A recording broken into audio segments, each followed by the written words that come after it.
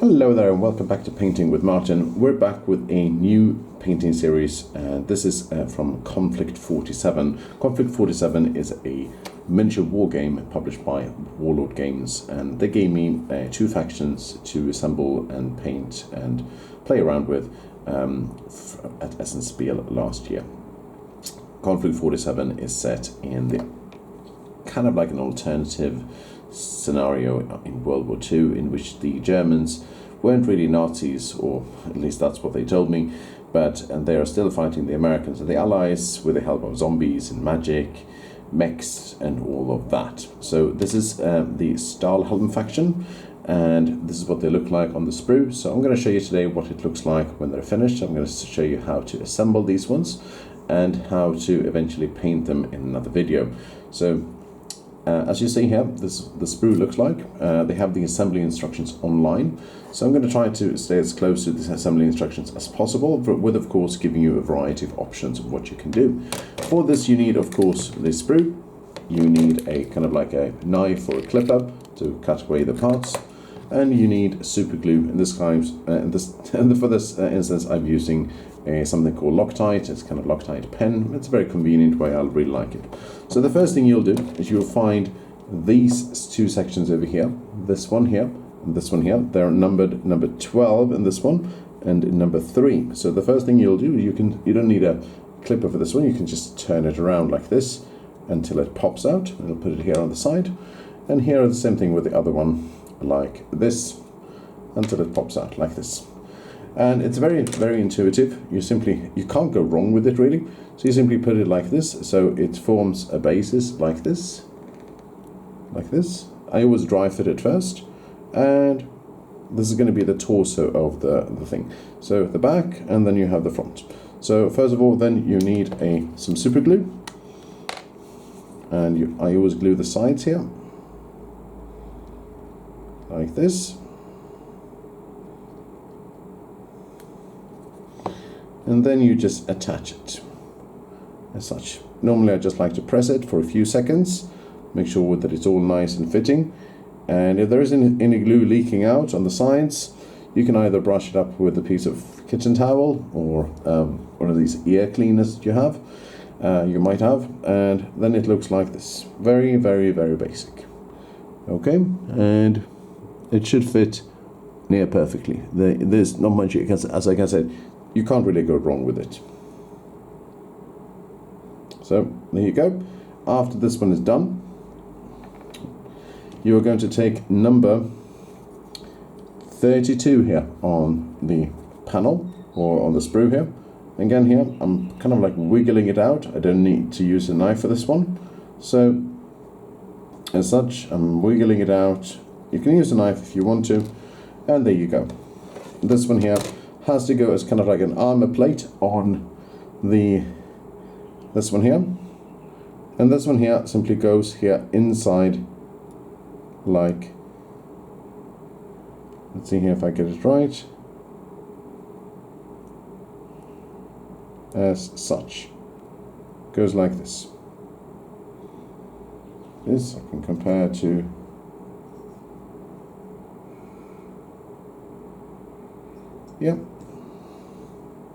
goes like this. Can be a little bit fiddly because there are two little like dots here, and they're supposed to fit straight into these like holes here. So what you do, you take the super glue, put some glue here on these ones, put a little bit here on the bottom as well, and then you simply just attach it as such. There you go. Again, I like to hold it on here for a few seconds, make sure it sets. Super glue has a really nice setting, there's almost no drying time. This one has a little bit longer drying time than normal, and I'm sure you can find plastic cement in your hobbyist hardware store and simply get it for a faster drying time or something like that if you want to. So this one is done like this. We're going to leave this one here aside for a moment, and then we are going to simply go to the legs. So there are a variety here of options you can choose. All of them works really well. Doesn't really matter which one you choose. You can either choose number 20, number 31, or number 21. And for this one you need your hobby knife. So in this case I've chosen to use number 29, I think 29, so 29, 21 or 31. So again I place it down over here and I kind of like clip it out. That's one,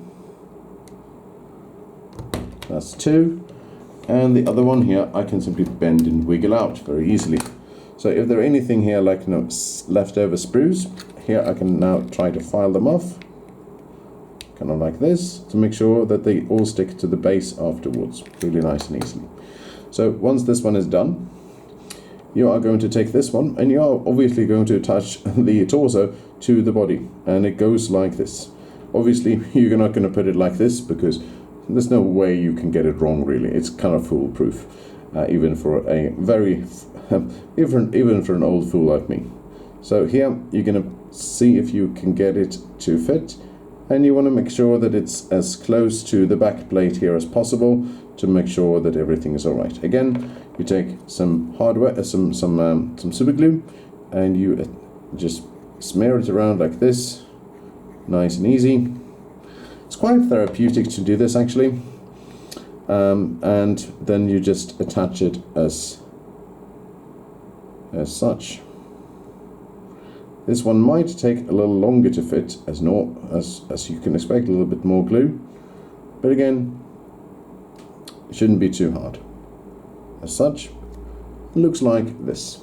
Putting my hand like here, making sure you can turn it around. I'm not going to turn it upside down in case the glue hasn't set yet, and I'm going to hold it on just for a few more seconds to make sure it sits nice and proper. So when this one is done, I'm going to put this one here aside like this, resting on a piece of paint point.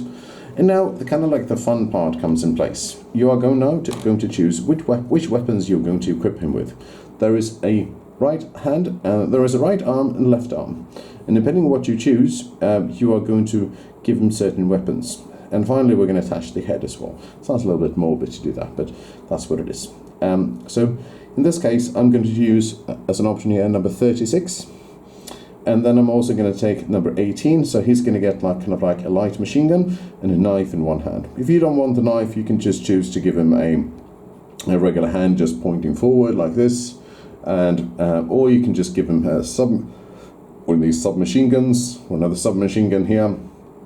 And there are options as well to make sure he gets like a heavy machine gun, or even Panzerfaust and stuff like that. So here I'm going to take number 27, and here, like I said before, you put one clipping here and one clipping over here, and then run around here, just being careful not so you don't snap off the machine gun. So there you go. And here there are some residue sprue here left, so I'm going to slowly wiggle it off like this, making sure that also here as well, looking nice and easy.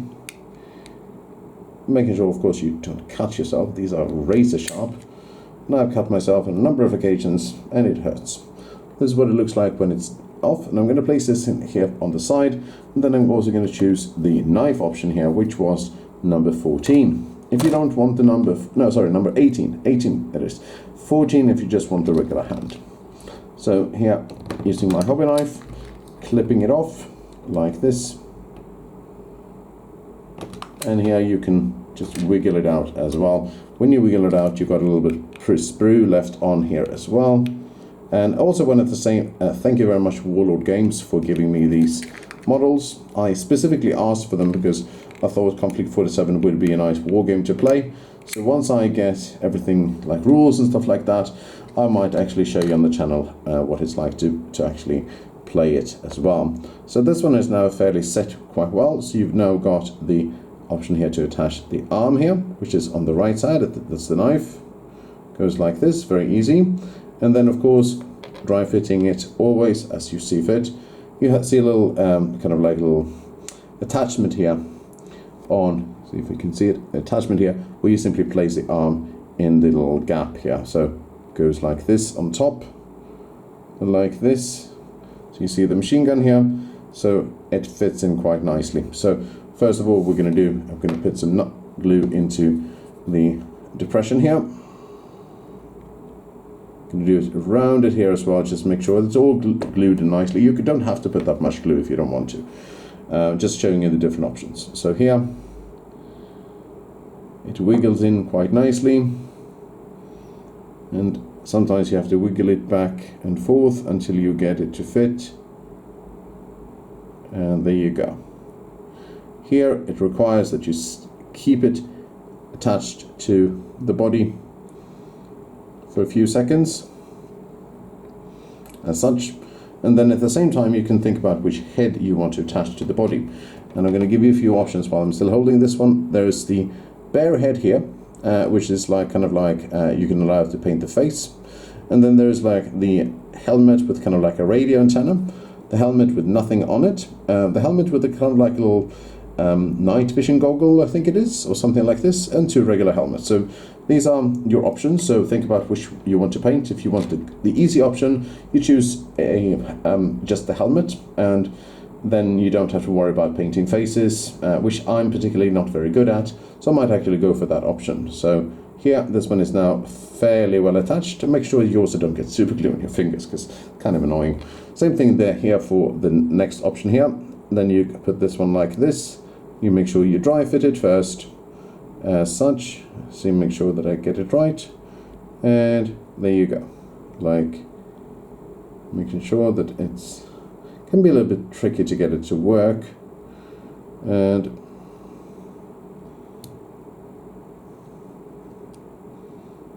hopefully I'll get it okay here, and like this. Okay, so again, I'm going to take this one, put it aside. I'm going to take my trusty super glue, same process as before, and you just attach it like this. Put the glue on, and then you simply put this one on like this, making sure the attachment goes on perfectly. Now here I have a little bit of a problem, so it goes on like this,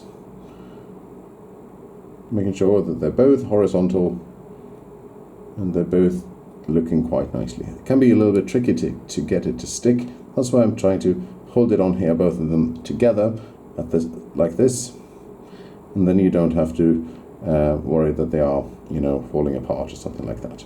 So they're going to be going like this. Now I'm going to show you what it's like to have them both attached and glued to the base, which is going to be last.